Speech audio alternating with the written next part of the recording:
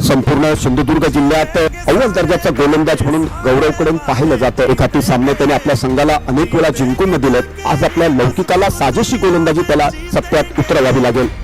पहिल्या षटकातील पहिला चेंडू, ऑफच्या बाहेरचा चेंडू, खेळण्याचा पावित्रा, मोठा मासा जाळ्यात अडकला, जिल्ह्यात धावसंख्येवरती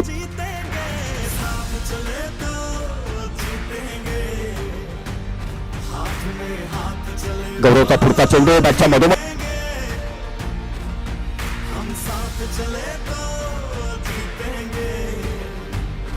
बाहेर मानला जातो। टेनिस क्रिकेट जगतातील एक चतुर्बुद्धीचा गोलंदाज म्हणून संपूर्ण जिल्हा स्तरावरती त्याचा फार मोठा लौकिक आहे। आपल्या